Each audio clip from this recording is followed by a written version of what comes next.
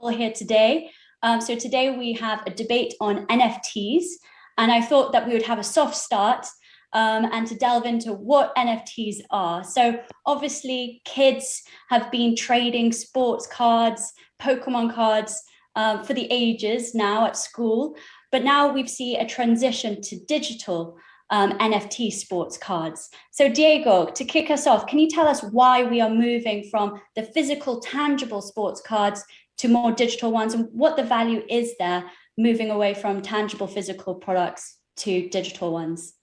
Sure, Francesca, thank you very much.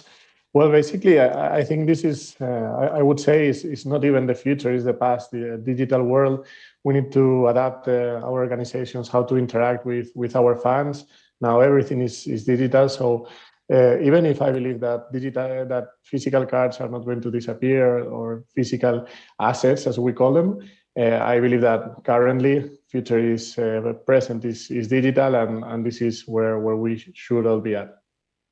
Fantastic. Thank you so much, Diego. So Bradford, over to you now. My question to you is, obviously, we've seen that NFTs are a fantastic new revenue stream, a new product to put out there, but how can they also be used for marketing and reaching global audiences? Thank you, Francesca, and good morning, good afternoon, and good evening to all the viewers around the world. It's wonderful to be here with everyone with this esteemed panel. Yeah, Francesca, I think when we think about NFTs, we definitely see it as part of the marketing mix. It's not the silver bullet, it's not the be-all and end-all, but it's a key component as we think about our strategy of engaging with our consumers for the next generation. And Gen Z in particular are obviously very savvy in this space. And so we want to be culturally relevant, and we want to be connecting with them in ways that make sense to them. Last year, we dipped our toe into the ocean. So for Global Friendship Day, we launched our first ever NFT. We launched it as a loot box, which, as some of you know, is common in the gaming world. And within the loot box, we had 4 items that we put on auction. So we worked with our partners at Taffy to help develop. We worked with the Decentraland, who was our metaverse partner on this. And then we worked with OpenSea as the platform. And what we were looking at doing was a test and learn, to really see the reaction, to see how consumers would respond, and to learn. I mean, this is new for us too, so we wanted to go in with a very humble approach. The good news is we raised over $600,000 just with this initial offering, and that all went back to our partner, the Special Olympics. So it wasn't about a monetization exercise per se for us, but really to understand the power of the platform and then to do something valuable for our partner at the Special Olympics. Fantastic. Thank you so much, Jorge. And interesting to hear that you used OpenSea for your sort of first initiation into the space. And that leads me on to Jorge, could you please tell us a little bit about NFT marketplaces and whether sports properties should be looking to use something like a marketplace such as OpenSea, creating their own website, or creating their own website but through a third party like yourselves, and what some of the benefits of doing that are? Got it. Well, thank you everyone for having me here. Delighted to be part of this panel. It's a great question, and I think the answer may be different for different companies. Oftentimes you see people wanting to enter the NFT space, but the first and foremost question that brands should ask themselves is, what's the best for my fans? What do my fans really want, or my audience, and how can I use this technology to make their experience with my brand better? And so that is the basis of every partnership that we form with different leagues. We have partnerships with the NBA, the NFL, LaLiga, and UFC. And it's always started with the fan at the center, and then figuring out, okay, how do we improve it? Some of the benefits that we bring to a partnership, that DapperLabs brings to a partnership specifically, is first, we've built our own blockchain. It's called Flow. It has 17 million transactions to date. And so it's proven, it's environmentally friendly, it's accessible, you can pay with credit cards, it has a custodial wallet, we have a customer service and fraud team. So it's pretty safe, and we bring that to the partnership. obviously brands can build that themselves, but I wonder if some right holders are really in the business of building that type of technology. We also bring expertise minting NFTs, defining the different products in a marketplace, figuring out how we bring the best moments, the best action of a game into the form of an NFT, marketing this to the community, managing the community. And so there's a lot of really dedicated expertise. These are really hard things to build. They take a lot of people. They take a huge effort from both ourselves and the partner. And all of those are considerations that when a rights holder wants to enter the space, they have to think through. Do I partner with a company that has done this before and has a proven relationship with other brands, or do I want to venture and do this myself? That's a very interesting response. And what I find interesting is that obviously on OpenSea, as someone who's purchasing that NFT, you have to have an Ethereum wallet, connect that, and then purchase the NFT. But with your solution, you also accept credit cards. Is that one of the key aspects for bridging, say, on the one side, you've got the crypto native crowd who might have an Ethereum wallet, they might be in Discord and crypto native, and then sports fans who might have never heard of NFTs, but like the concept? Yeah, that's exactly right. It's a very important philosophical tenet of our company and kind of what we do. Our mission is to have one wallet in every pocket. So we want to bring this technology to the masses. We want to make it exciting and popular for everyone, not just for people who are really technical. Because of that, we accept credit cards. Because of that, we've built a great customer service and teams, and we make it very easy for people to transact. If you lose your password or your keys, there's no problem. Our wallet is custodial, and we're also really environmentally friendly. And ultimately, we even shy away from being overly technical when we market our product. It's about the passion of a great NBA dunk, a great three-pointer, a great play from LaLiga, an amazing golazo. Those kinds of things. It really what matters to us, and it matters to the fans. And I hope that my dad and my mom can go on and purchase these moments because of what they mean to them. 100%. Thank you so much, Jorge. Sorry to cut you off early, but Guy, if you could also tell us a little bit about your experience with UEFA and closing a deal with Socios. Yes, good afternoon, everybody, and thank you, Francesca. Well, first of all, I would say that the deal with Socios is a trial to enhance the club's fan tokens that were already on the market, just to bring new experience and give more utility to the fans when they already have this. So we won't issue any fan token from UEFA or UCL or Champions League. It's just an enhanced experience that we're offering to the existing fan tokens. I think our strategy at this moment is probably I would describe it as rushing slowly. We probably in a bridging time in the world between analog and digital in that space of fan engagement that is going far more into the digital space. And what Jorge has said earlier is really what we look at, i.e. Keeping the fans in the middle of the web and making sure that there is a significant and clear utility on the strategy. So at the moment, we haven't done anything in this space. We haven't issued any NFTs at this stage because we want to understand better and make sure that when we go there, we go with the eyes open and make sure that we have clarity on the benefits that we will offer to the market and to the fans in general. Also knowing that once you mint those NFTs, basically it's for perpetuity. So even if we want to go there and make sure that we are part of this environment because we want to bring value, and I believe we can contribute quite significantly to that space, we just want to make sure that we do the right things. And so that's why at the moment we are monitoring the space and there is so much things going on, it's quite difficult to follow. I hope that Hype will be able to tell us more going forward on where to go in that sense. but that's where we are. So we're doing some tests and just trying to understand the market, talking with Dapper, but with many companies to understand where all these things goes. What is sure to me, at least, is that it is there to stay. It is a new era and a new development.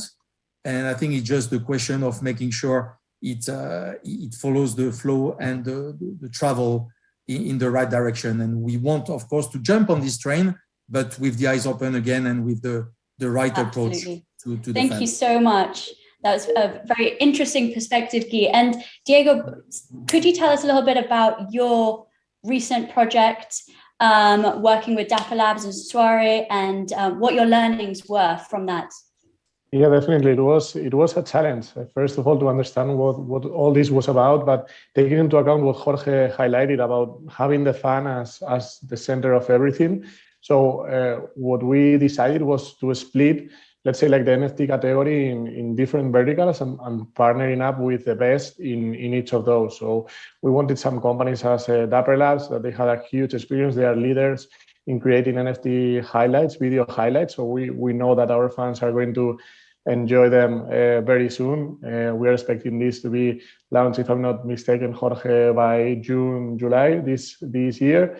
And it's going to be amazing. And with Sogar, Sogar has a daily fantasy. So we are creating NFT cards for this daily fantasy, which for us, it's also really, really important, because we found out that most of our fans are actually buying those NFTs because they want to play the game. So they want to engage somehow with those cards. So for us, having the fan as at the center of receiving these kind of experiences it was for us really, really important. So it's two ways. On one hand, being able to monetize on a proper way, and on the other hand, never losing the fan as the center of it. So having partners as DapperLabs and Solar, it was for us the safe and the best choice that we could have done. Great, thank you so much. And David, please tell us about the pros and cons of having a fixed price for an NFT, or allowing bidding and allowing people to speculate and hype to get into the mix and push the prices high. Could you tell us a little bit about that, the sort of speculative bubble around NFTs? Yeah, absolutely. So clearly we are at the start of the journey, right?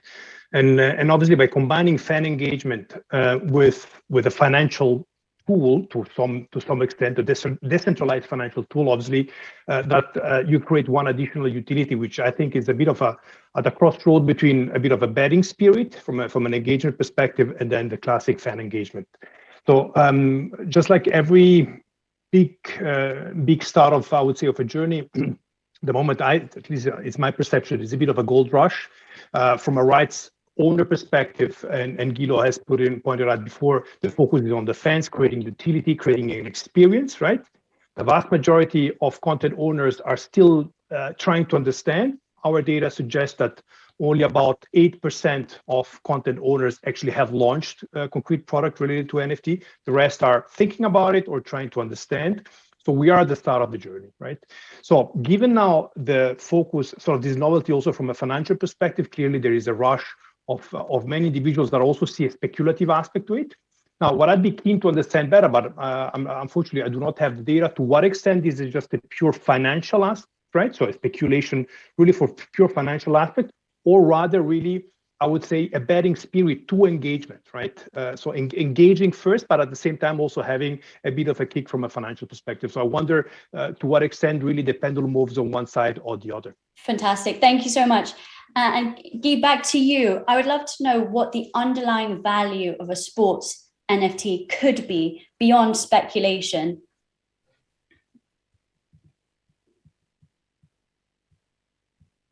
I will give that question then to Diego.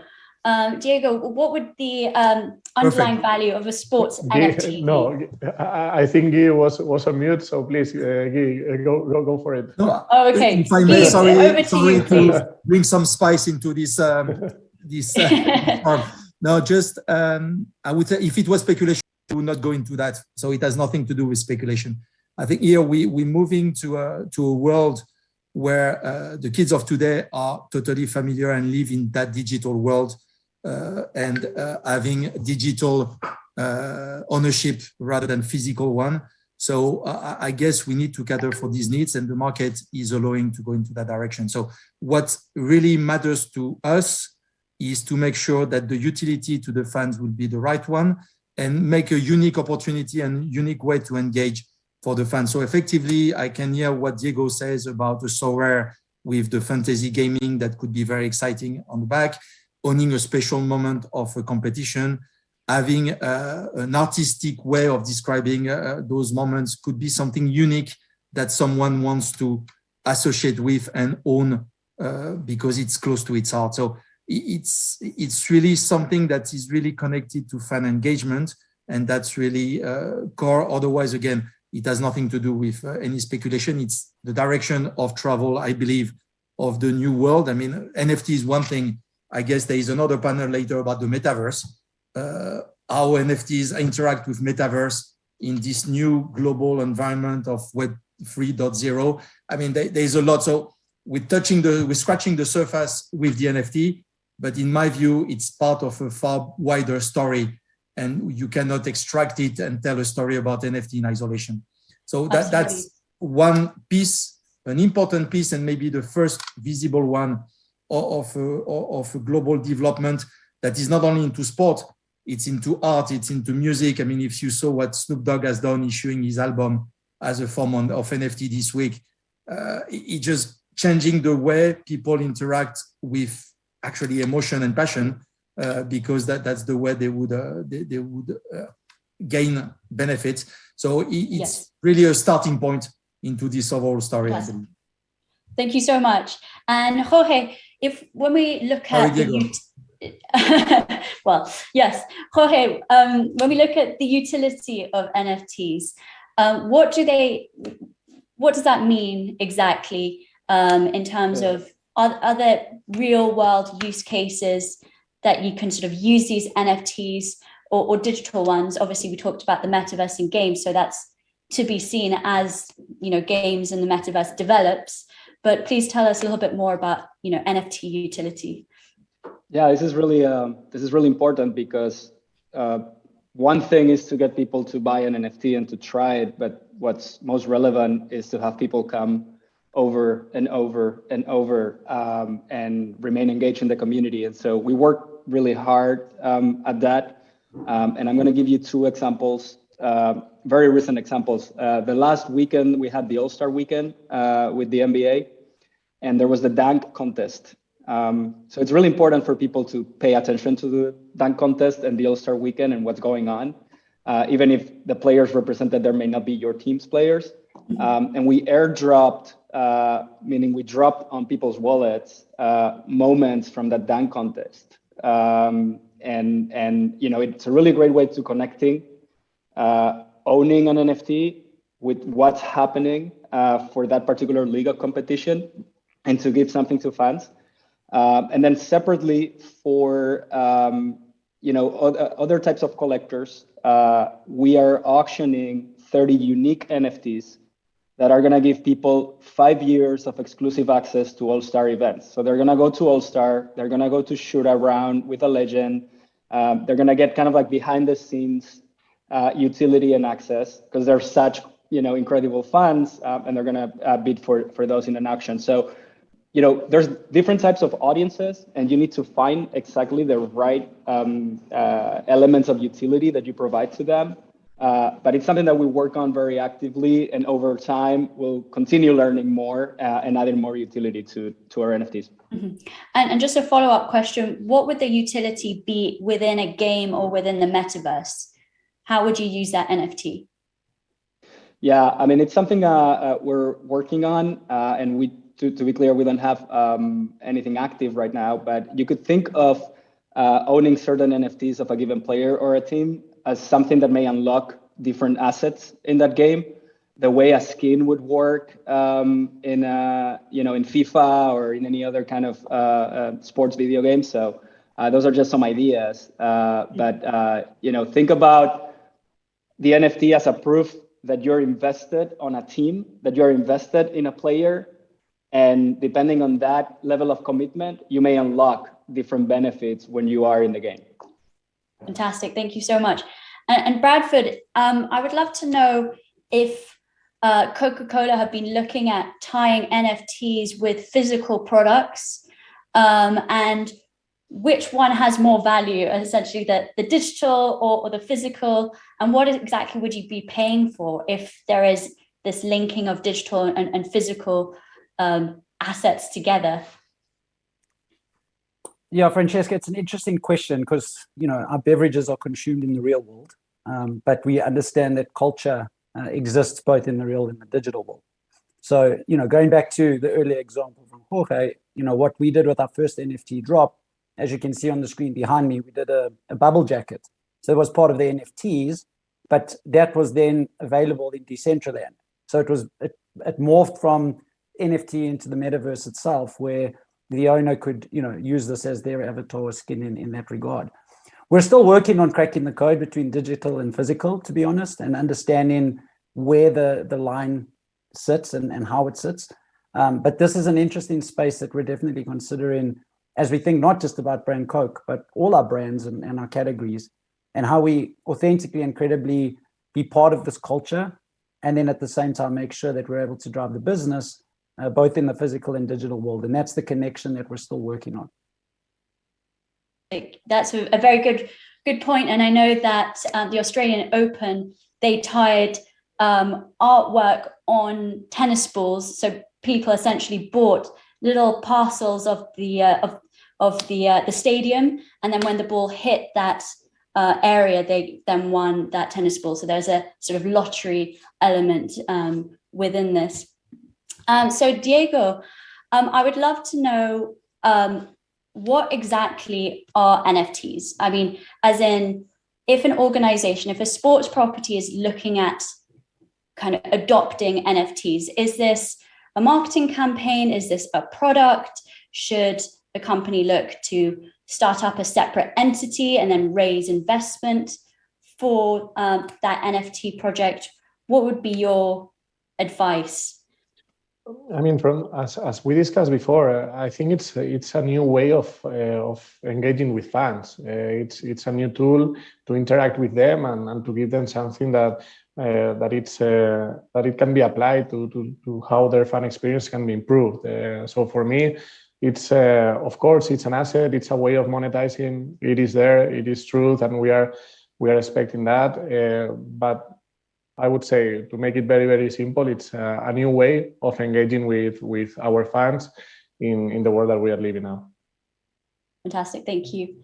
And Guy, could you tell us a little bit about the legal risks of getting involved with either fan tokens or NFTs, and what is maybe cautioning you from getting into this space? What are some of the areas that people should tread carefully on and not slip up on? Well, if I wouldn't know, I would be there already. I think there are a few elements probably that we are looking at in. The first one is effectively making sure that we look at the utility and as what does NFT serve for. Second is because an NFT would be issued for perpetuity, we want to do the right thing. The third, where we have to be careful, is probably all the IP rights. I think it's a complex construction, mostly when we see it from a European standpoint, the ownership of the IP rights between, I mean, Jorge would know it probably better than me because he's been through it, but between players, clubs, owner of footage, and all this, the construction of this is probably quite difficult, and not only for the current seasons, but also historical moments of the past. The reconstruction of this might be a bit of a complex legal matter to look into, which we haven't really gone into full details yet, but we can see that it's coming, and I would love to hear what Jorge or Diego, that has already investigated that, have to say about it, because for me, it's quite complex, I believe. Then is the equity value, obviously. today we've seen that all those deals that have been done so far has grown the equity of a DapperLabs or a Sorare to level that are huge. Is it our role to grow third parties equity that much, or how should it contribute back to the sport? That's an overall big question that we also have to look into, is basically keeping the value within the football in general, rather than growing the value of third parties. But I'm sure there are many ways to look into this to make the ecosystem viable for everybody. But I believe that at this stage, this issue of IP rights is probably a concern for some and for many. Yes. So Jorge, could you tell us a little bit about intellectual property rights when it comes to NFTs? We've got trading cards and moments. We might in the future have avatars that are photorealistic. Maybe people buy that avatar as an NFT and then walk around the metaverse as, you know, a famous football player, whoever they're a fan of. Could you tell us a little bit about that? Yeah, happy to. Look, obviously, when it comes down to our product at Dapper, we use video. And we use video of in-pitch or on the court footage. So you have a number of players and they're generally completing a great play, right? Depending on the competition, depending on the clubs involved, depending on the year involved, those audiovisual rights may belong to the competition or may belong to a club. Players may have to do with it. And so every time you're putting the fund first, you're thinking, what do funds want? And then you have to walk it back and ask yourself the question, okay, what rights do I need to give funds what they want? And sometimes the answer is easy. You have to go talk to 3 parties or 1 party and say, okay, let's work together and let's do a partnership to build a product based on the rights that you have, and you license those rights. And sometimes, you may need to involve 150 parties. Now that's the most complex case. And so, to give you a real example with Diego, with the work that we've done with LaLiga, we have rights starting in the year 2005 and 2006. For me, that's critical because when I think about this competition in particular, I am getting Ronaldinho, I'm getting Deco, I'm getting Zidane, I'm getting Raúl, Forlán, Agüero, Messi, Iniesta, Ronaldo, and I'm sorry, I could go on here forever, but you get the point. I'm going to be able to bring incredible product to the fans. And so in order to do that, our agreement was signed with LaLiga and with MediaPro, who you may be familiar with, who own historic rights to that footage. And so this is just one example of what Guy was alluding to. Lawyers and IP experts have a lot of work to do in order to bring these products to life, and it gets really complicated. But if you have that fan-centric vision, eventually you get there. And Jorge, just a follow-up question. How about with athletes who have passed away, such as Ayrton Senna? Would the process be the same, but instead dealing with, the trust or the family who own those rights? I don't know the specifics of Ayrton Senna, other than to say that I was a huge fan of him growing up. But yeah, typically in other instances that I've seen in the past, you have to deal with the state of that athlete. And then, depending specifically on the assets that you may want to use, you may have to deal with other parties. So, if you're showing a McLaren car, and I'm making this up, maybe you have to talk to McLaren. Again, I don't know the specifics of this case, but you can think if it's a footballer, you may need to talk to that club because the club IP will be represented in the audiovisual footage that you're showing. So, it's very tricky. Just to give you another example of how tricky it can get. Sometimes there's player associations involved, and sometimes there aren't. So in certain plays or certain footage, you can go to the player association and clear those rights. In other place, you have to look at every player in that particular video and individually clear those rights. And so there's really no formula for this other than to say, again, what's really what we want to bring to fans and then map it back. How do we get there? Fantastic.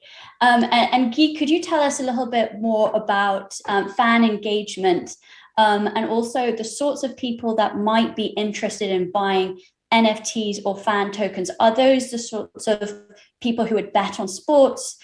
Who do you think is a key sort of demographic, or are they gamers? Tell us a little bit about that. Well, that's what we're trying to find out exactly, Francesca, as we speak.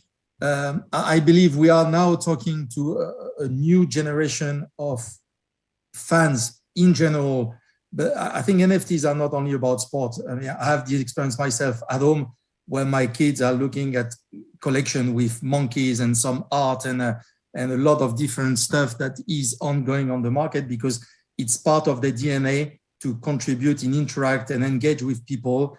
And this digital ownership is also a way to express themselves towards their friends and towards this community.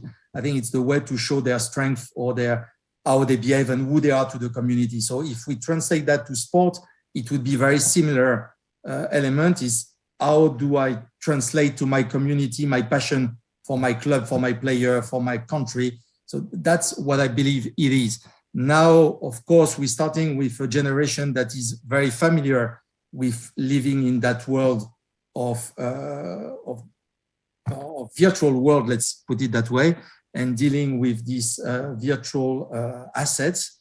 I think the idea probably what I could feel is that it will extend the more utility would be brought into these assets, digital assets, being token, being NFTs, the more the population, the community will grow towards more traditional fans that we see the benefit of owning such assets because there would be something back from their favorite club, from their player, from their association, for their group, whatever. So that's what I could see. So we're starting from the future and trying to bring it back to what it is today.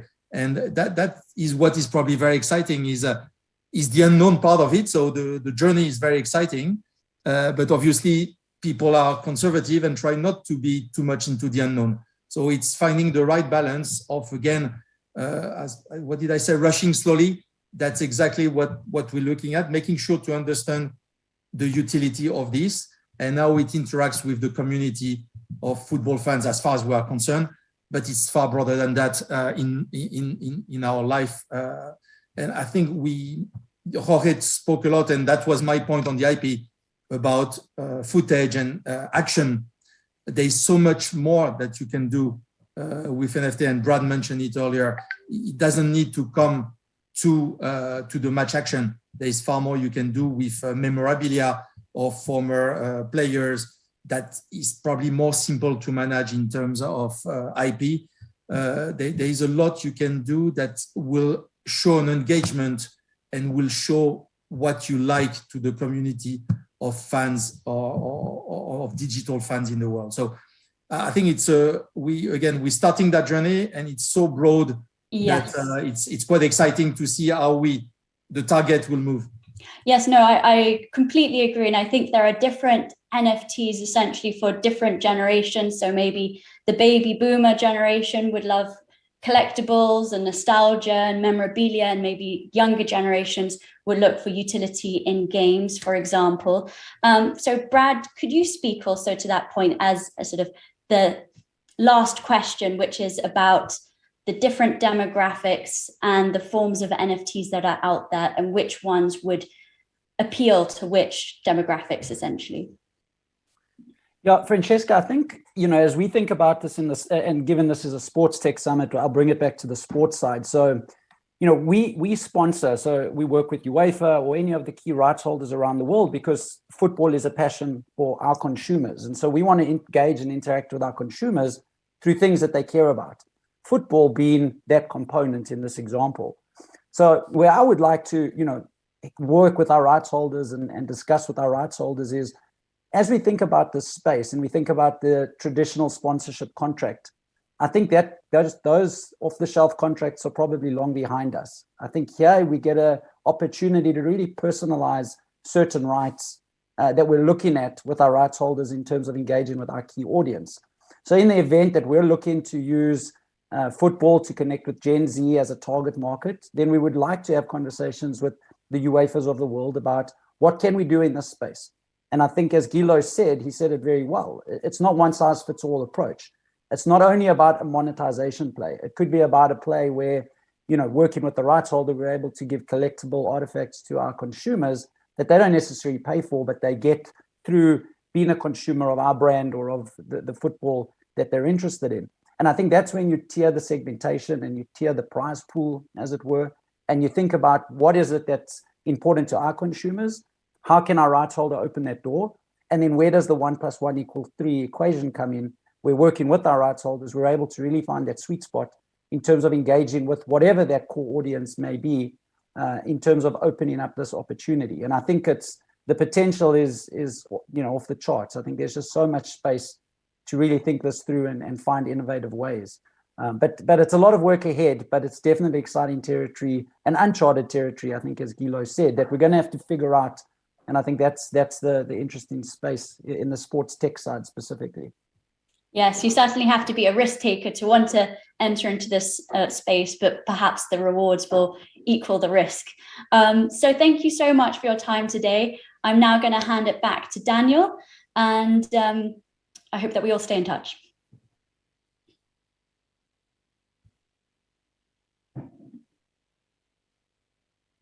That's it.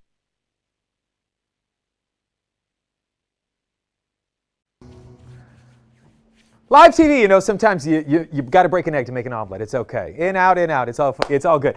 Frankie, thank you. Thank you, everybody on our NFT panel. I'm sure you learned something. I know I did. Covered a lot there. That was fantastic. And no matter where you are and where you're at right now, I just want to tell you a break is coming. But stand up, maybe stretch your legs, or just work out, get the blood flowing a little bit. It's all good. But we want to keep the program and just keep it rolling for you. And then we're going to have a break. All right. So we want to talk about sports tech. It is red hot. Record venture funding is flowing into sports tech, supporting both startups and established enterprises that are really disrupting the business of sports, from fan engagement to performance. Now listen to these numbers. According to the recent Sports Tech X VC report 2021, a record-breaking $8.3 billion has been invested globally in sports tech through September, and $12.7 billion projected by year's end. Now, this is more than the previous 2 years combined. 11 sports tech unicorns also emerged in 2021 from across the globe, creating more interest, more entrants. Sports tech is clearly a category VCs are looking at, and you need to be also. In addition to the NFTs and the metaverse, big trends include big data, personalization, DAOs, decentralized autonomous organizations, new broadcasting technologies, how fans are consuming sports. Today's The Trends in Sports Tech panel will be moderated by Amir. I'm going to bring him back up, founder and president of Hype. But first, let me introduce the panelists because they are awesome. All right. Christian Lau, CTO of LAFC. Frank Linders, managing director at FIBA. Robert Klein, CEO of the Bundesliga. Javier Sobrino, managing partner at Acer Ventures. And Alexander Dreyfus, CEO of Socios.